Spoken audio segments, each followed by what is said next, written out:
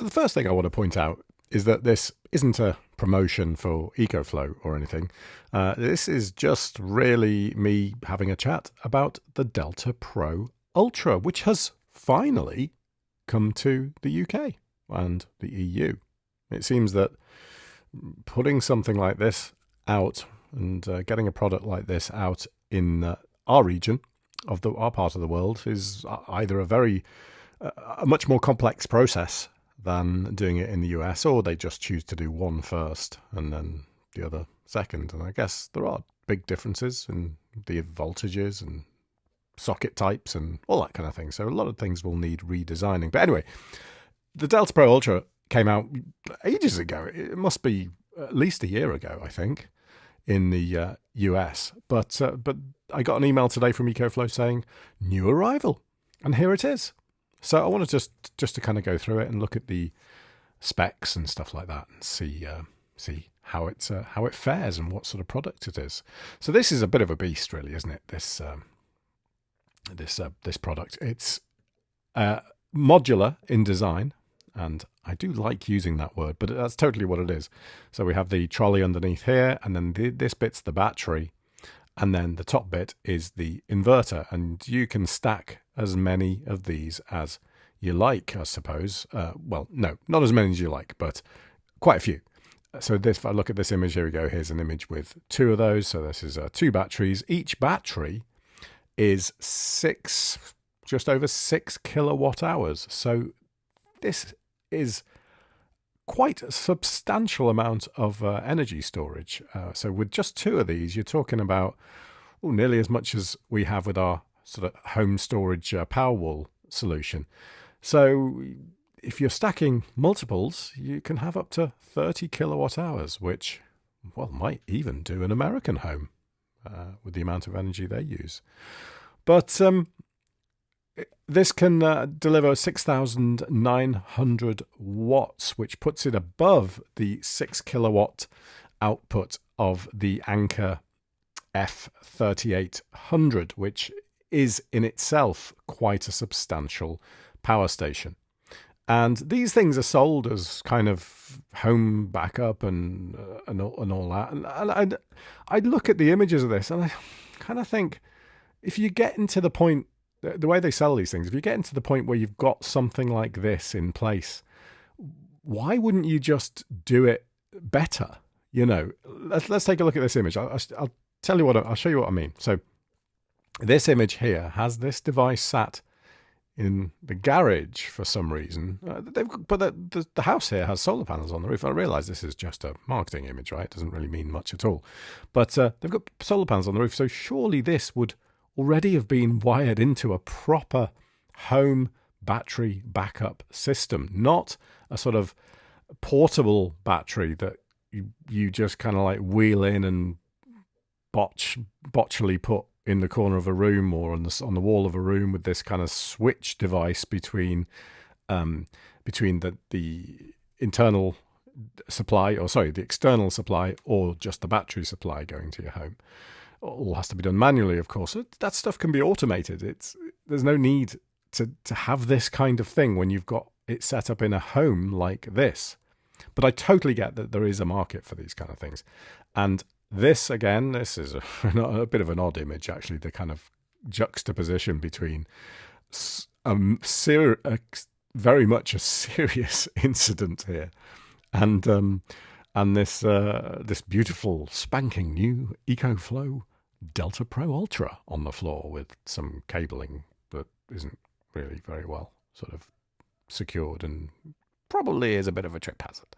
But anyway, yeah, so let's have a look at the specs of this. Well, I'm going to just move down here. Oh, how much are we talking about? So at the moment, 4299. If I get to 6098, so this is 12 kilowatt hours for £6,000, which on a per watt hour calculation is actually all right.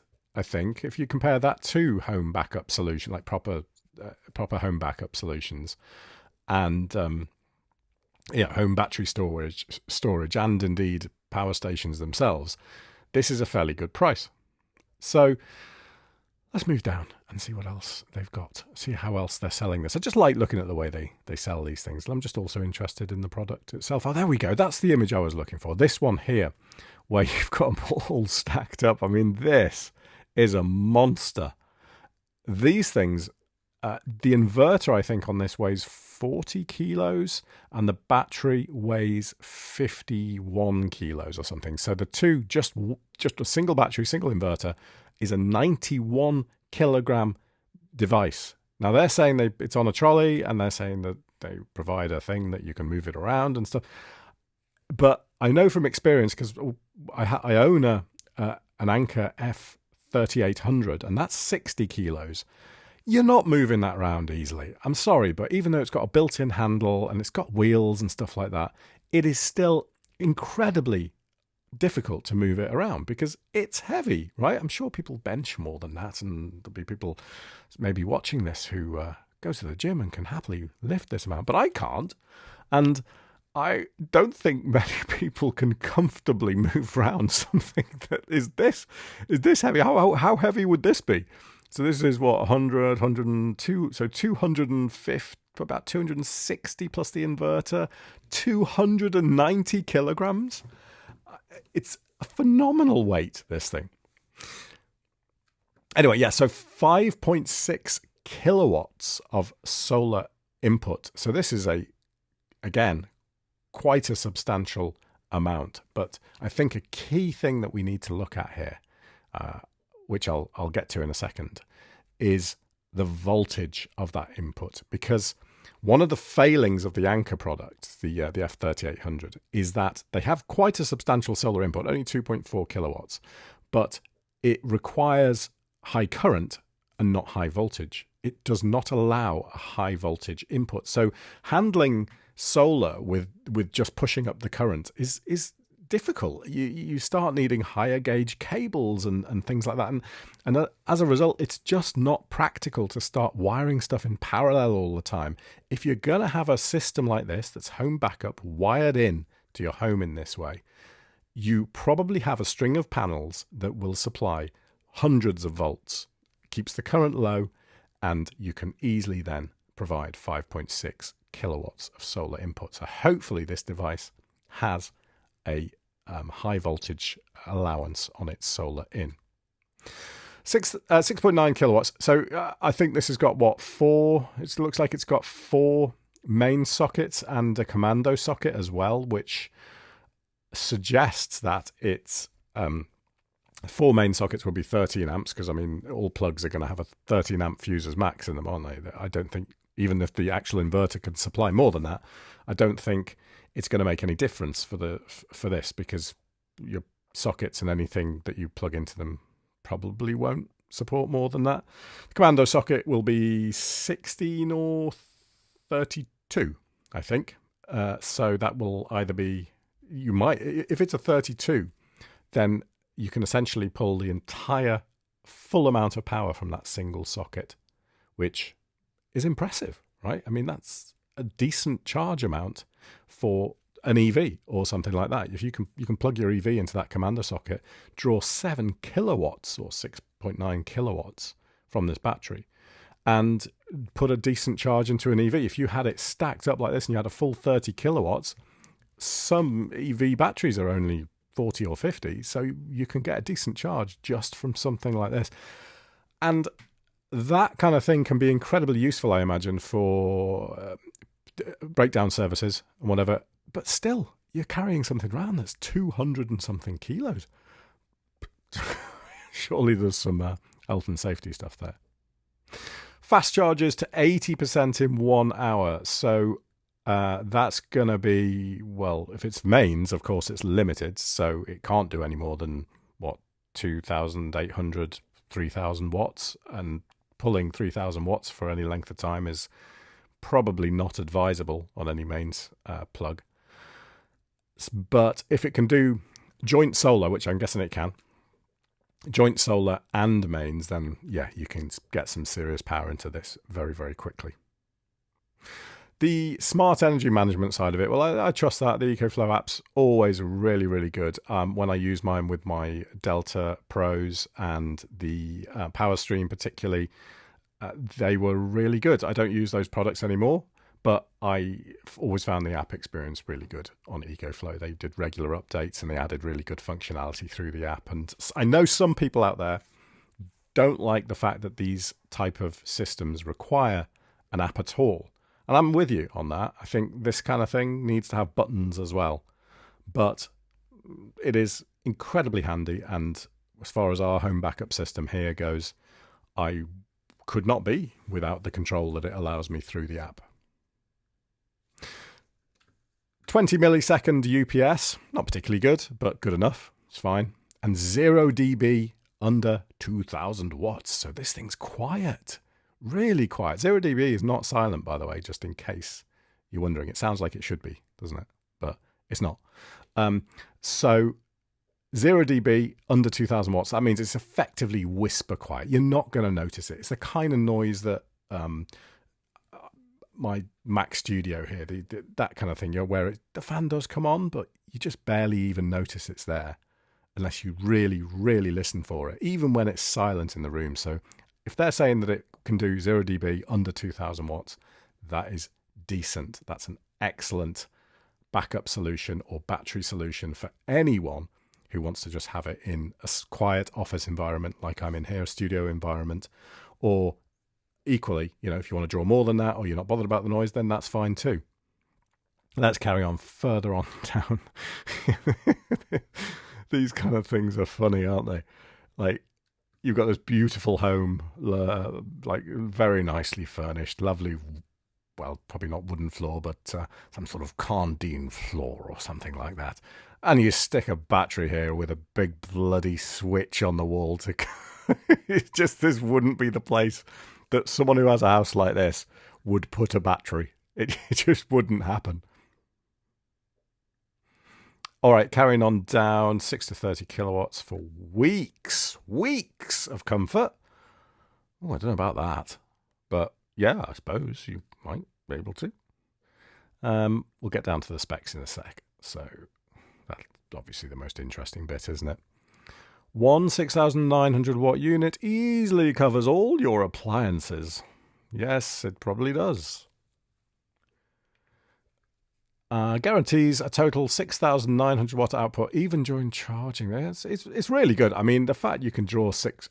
I'm always impressed with the Anker if I just sort of try and stress it a little bit, and you got a kettle going. You can have a heat radiator on it. You can have, and it's there happily sat at 5,500 watts or something like that. Just going, what? Sorry, what are you doing? You want some power? Yeah, fair enough. And it does not skip a beat. And they are amazing, these things, the fact that they can deliver so much power. All right, so back to our little EMS image here. And 5 ways to quickly refill so you're always in charge. Okay, so you can do it from the grid. Solar, high 4,000 max, low PV 1,600 watt max. Okay, so it's got 2 separate kind of settings. Again, a bit like the Anker, you've got to kind of presumably a lower voltage and a higher voltage and current setting on the MPPT controller. Generator, 2,800 watt max. I don't know where that goes in. And solar and grid. Oh, wow. Look at that. Solar and grid, 8,800 watts of charging. God, you talk again. That's some serious cabling to deliver that kind of power. You can't just shove that through a piece of bell wire, can you? Right, 24. Oh, here we are. Their lovely app. It's so pretty, isn't it? Look the way they do their app design. I don't know who came first, because when I switched to a Tesla Powerwall, I looked at the app and just thought, my God, either EcoFlow totally copied what Tesla were doing with their Powerwall, which I imagine they've been doing for years, and I don't know. I don't want to accuse EcoFlow of anything and equally Tesla. I'm not going to say one copied another, but they are very, very similar in some ways, and but both really, really good. So I'm not going to complain. So these are the two setups that they're suggesting you use. So this is a non-home system connected version. This is kind of, I guess, how I might use this device, because I already have something connected to the home system. I wouldn't want to do that. This would be a kind of separate backup solution. And so they're saying there's solar in to there, and then this just powers your devices. Simple, very, very straightforward. No need for any electrical installation or anything like that. And this is the other setup where you have this switch which goes between emergency backup, which switches it to this, and then normal grid supply. So you switch it over to the left-hand side, I think, and then that will supply your home from your normal grid. And that's something that would need to be done professionally by a qualified electrician, I suppose, or whoever you want to get to do it, that you trust with the wiring in your house, and they're not going to leave you without insurance if something happens. And yeah, that's got to be done properly. So it's good, again, good solution though, if you can get this out of the way somewhere, particularly if it is quiet.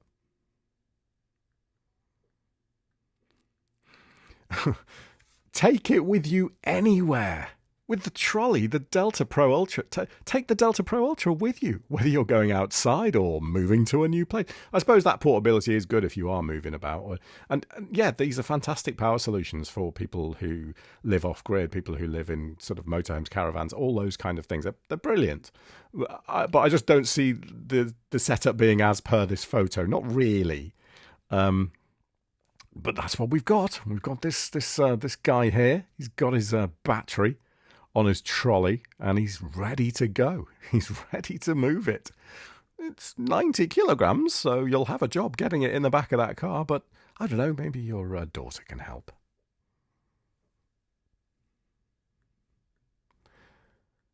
Backup you won't even notice. So this goes back to the Whisper Quiet 0dB. Fantastic, we've covered that. This dog doesn't mind, suppose it's not sat on top of it if it's warm. Advanced design. I love sort of exploded diagrams like this, exploded images of products like this. They always look really, really cool, particularly when they do the whole 3D animated things. 11 premium sintered heat pipes. I didn't know what sintered meant, but I did a bit of research before I recorded this, and I did look up what sintered means, and I'm still none the wiser, really. So, yeah, some way of producing a substance or a metal or something without actually heating it to its melting point, or I don't know what the benefits of that are. Someone with more knowledge on that can probably tell me. Powers through the most challenging situation. Okay, so what do we get? We get the inverter, this little top section here. We get the portable stand, the disassembly and assembly tools. So this is the thing that allows you to plug in solar, and is that what it is? Is that what they're saying? And so a couple of cables, and then the battery box comes with just this battery. Really tidy, that, isn't it? And then the little cable that connects them. Right, so here's the interesting bit. These are the specs. So let's take a look. So this thing is 69 centimeters, so 27.2 inches wide it'll be, which is not too big, is it? It's okay. I like I do like the style of this. I like the kind of wide and nice kind of fairly flat profile battery. But this is just the inverter, so it's 21 centimeters tall. I think that's what that's saying. 40, yeah, because it'll be 48 deep, 21 tall. So 41.7 kilograms, and the battery is 6.1 kilowatt hours. And it's a lithium iron phosphate battery, as you would expect. And here's our. Sorry, we're not talking about the battery. we're looking at the inverter specs. The PV input, the MPPT input is good news, because high PV input to bring you up to your 4 kilowatts here on this is 80 to 450 volts. So that's fantastic. If you want to have a string of solar panels on your roof that provides a couple of 100 volts, nice low current, thin-ish cables, that's the way to do it. That's how any standard professional solar installation would be done. And that's really good news that they allow up to 450 volts, because the 3800, I think, is limited at something like 60 volts. It's absolutely crazy, the limitation on voltage on that. Low PV input, so this actually brings you up to your total amounts. You can only have 4 kilowatts in one with one input, really. Would you combine those? I suppose you could, but whether you're likely to or not, I don't know. 30 to 150 volts. And what have we got? AC output, 230 volts, 50 hertz, 16 amps times 4. Max per port, 16 amps on a standard 3-pin mains socket. Why would you have 16 amps? Can somebody tell me why you would be able to do 16 amps if you consider that the fuse that's in there is always going to be a 13 amp fuse? That doesn't make any sense to me. And then it looks like, so it looks like this one is 30 amps is the so it'd be 32 if it was the full 7 kilowatts, I suppose, but 30 amps is the commando socket, so that's absolutely massive. Brilliant. What operating hours? UPS, we've done that. Noise level, Wi-Fi, so it's 2.4 gig. Not too much else of interest, really. It's huge. Oh, and here we go. And this is the battery. So yeah, lithium iron phosphate there. 50.7 kilograms per battery. Well, it's just the way it is. Batteries are heavy. It's as simple as that. And after 3,000, so 3,500 cycles. Yep, pretty standard. That would be expected these days, I think, with any decent battery chemistry. That's pretty much all we got, isn't it? This is a nice little comparison chart here that they've added, comparing to the old Delta Pro. These are looking quite dated now, aren't they? I mean, they're still fantastic products, but they do look a little bit dated. And then we're moving up to this, and we've gone from output 3.6 kilowatts to 6.9 kilowatts. It's all just going crazy. This one does less than 10 milliseconds on the UPS, whereas this one does less than 20. That might matter to some people, those little things, because as far as I'm aware, a proper UPS would be under 10 milliseconds to make sure that it is able to switch over and not mess up any equipment. But I know from experience using other batteries that only do 20, that PCs, all that sort of stuff, are absolutely fine with this kind of switchover. I never have any issues with it whatsoever. So I think you can be fairly sure that you won't have a problem. And then a bunch of FAQ. So there we go. A quick look and chat. Scroll up if you don't want to get dizzy while I'm scrolling up to the top. About this beast. The EcoFlow Delta Pro Ultra. Selling now, or pre-ordering now at least, at a meager £4,299. Why not pick one up? But no, it looks like a really good product. And yeah, they're huge. They are big, and they just seem to be getting bigger and bigger. I think there are people who will use these things, people who like the flexibility of not having to commit to something fitted to their home, and again, just people who will who need power and portability. So whether it be kind of camping or motorhome, it seems like a lot for camping, doesn't it? But like motorhomes and RVs and things like that, I think this is definitely something that you could. The idea that this can deliver 2 kilowatts and not make a sound is just selling it to me straight away. So thanks very much for watching. Let me know in the comments what you think of this product. If you've got any other EcoFlow stuff. Coming out with my northern accent there.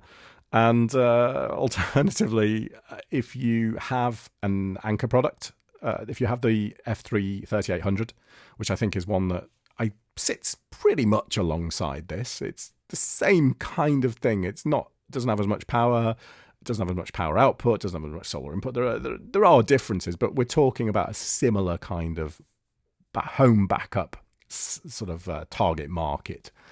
But let me know if you got one of those, because I'd be interested to know what you think about it, because I've had mine for about a year now, and I haven't done a review on it, but I am planning on doing one, looking at the bad bits of it, because there are quite a few, loads of good stuff. It's super reliable and everything, but there are a few few little things that niggle me. Anyway, thanks very much for watching. I'll see you again soon.